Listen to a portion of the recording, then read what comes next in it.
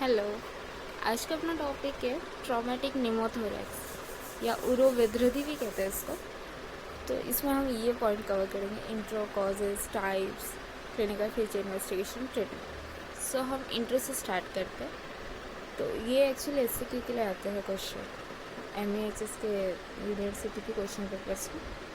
So C will start. तो हमारा देखो क्या बोला है, ट्रॉमेटिक निमोथोरेक्स। ऑब्वियसली ट्रॉमेटिक मतलब कि ये कोई चेस्ट इंजरी के साथ हो सकता है। अभी हम देखेंगे कि हमारे सिलेबस में एक पॉइंट है कि चेस्ट इंजरी। तो चेस्ट इंजरी में अगर आपका आता है तो आप चेस्ट इंजरी में एक तो फ्रैक्चर ऑफ रिब्स रहता है ना, वो डाल दो। एक सर्जिकल इम्फिजिमा होता है, वो मैं उसका लेटर और मैं उसका वीडियो बनाऊंगी। मतलब उसमें गैसेस और ना सबक्यूटेनियस टिश्यू पे होता है, उसको बोलते हैं सर्जिकल इम्फिजिमा। वो पॉइंट एक डाल दो। एंड थर्ड ये ट्रॉमेटिक निमोनिया, निमोथोरेक्स सॉरी, तो ये डालो। ये 3 पॉइंट आप डाल सकते हो अगर एलक्यू वगैरह के लिए आता है तो। So it covers under that topic. So let's start. So what is the topic? Traumatic pneumothorax. What is mean by pneumothorax? Pneumo means air, what is mean air, and thorax मतलब थोरेसिक रीजन में air होना। अब ये होता है, देखो ये lung है, लंग्स है, इसके ऊपर की कवरिंग है visceral parietal layer, visceral layer, parietal layers. तो इनमें इन दोनों के बीच की जो कैविटी है इसको बोलते हैं प्लूरल कैविटी। तो ये प्लूरल कैविटी के अंदर presence of air, okay, in pleural cavity, it is known as निमोथोरेक्स।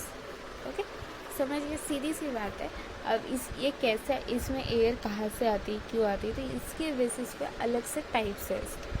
तो ये हो गया, अगर ये एयर के साथ में आपको अगर ब्लड अगर दिखता है, ओके, रेड कलर का ब्लड भी आपको दिख रहा है, तो blood with air is known as हीमोनिमोथोरेक्स।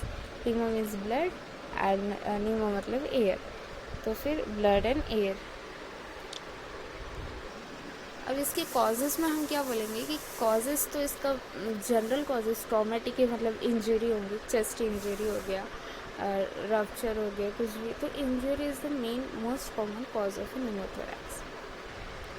सो अब हम देखेंगे इसके टाइप्स होते हैं 3 टाइप्स। एक होता है क्लोज निमोथोरेक्स, ओपन एंड टेंशन निमोथोरेक्स। तो क्लोज निमोथोरेक्स क्या होता है? क्लोज निमोथोरेक्स मतलब कि व्हेन दी जब हम ट्रॉमा होता है तो इंजरी होती है, रिब्स फ्रैक्चर वगैरह हो जाते हैं।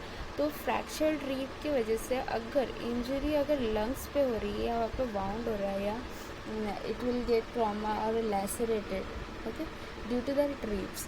तो अगर लंग्स के वहाँ पे आपका वाउंड हो रहा है ड्यू टू दिस रिब्स, तो इसमें से जो लंग्स में से एयर रहती है वो it comes in this pleural cavity and this pleural cavity is filled with air. तो इसको हम कहते हैं कि निमोथोरेक्स। बट इसको क्लोज क्यों क्या है? क्योंकि आपका बाहर से नहीं आ रहा ना तो ब्रोंकियल से आ रहा है air, it comes from inside, close मतलब लंग्स के अंदर से बाहर आ रही है।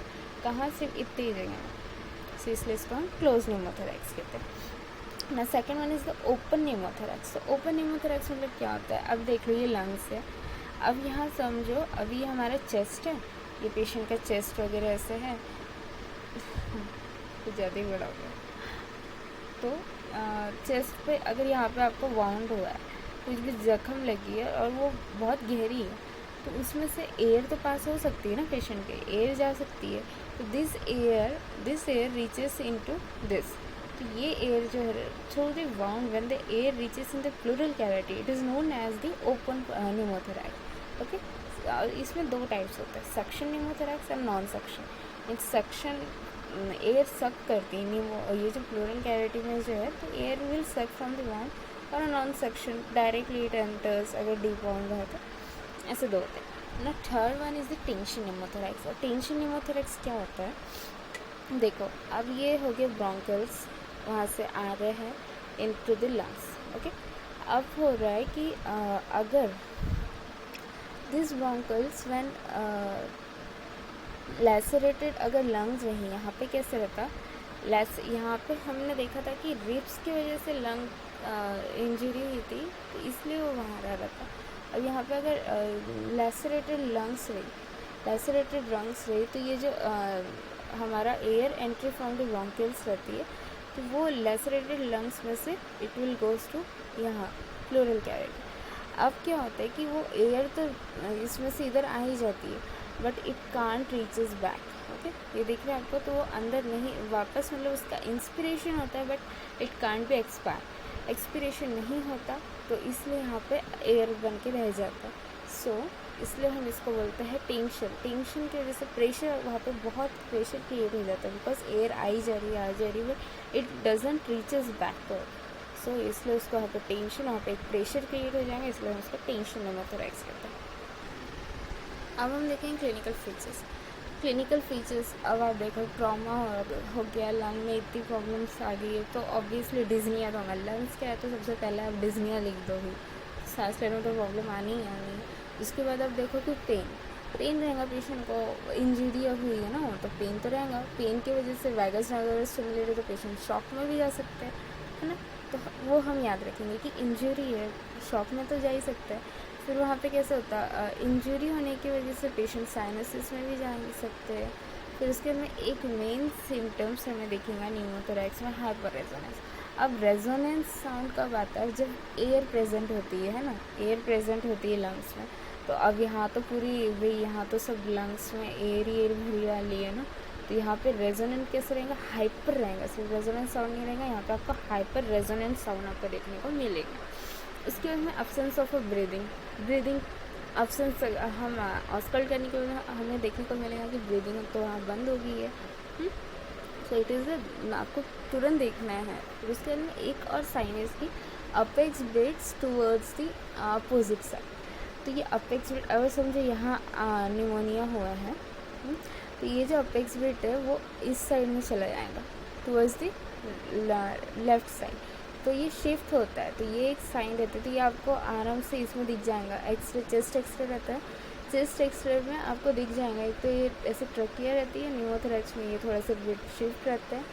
So this can be said. अब हम देखेंगे कि इन्वेस्टिगेशंस क्या क्या कर सकते हैं। इन्वेस्टिगेशन तो जनरल हमें पता है कि चेस्ट एक्सरे करते हैं, हाँ, तो चेस्ट एक्सरे करते हैं ना, तो इसमें एक्सरे में ना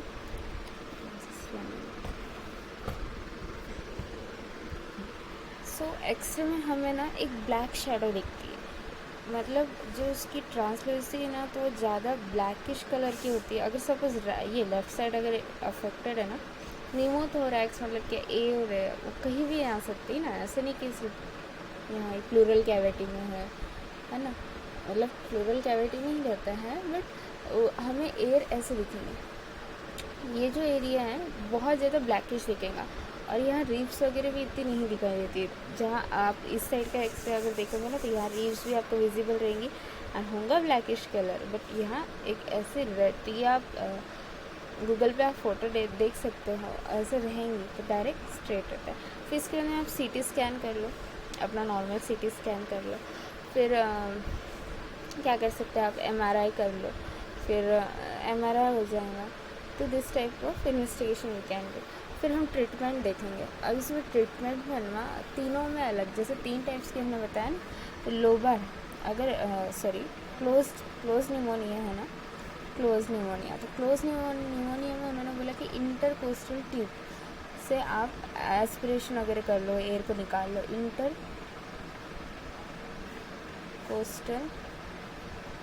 ट्यूब, ओके, इंटरकोस्टल ट्यूब से आप एस्पिरेट कर लो। ओपन में बोला कि क्लोजर ऑफ वाउंड।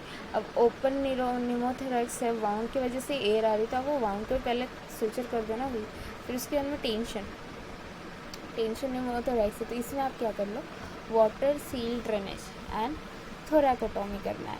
तो ड्रेनेज करना है, टेंशन निमोथोरैक्स है, वो एयर वापस जा नहीं रही है, तो वाटर सील ड्रेनेज करेंगे एंड थोरैकोटॉमी कर देंगे हम जरूरत पड़ी तो। Okay, thank you.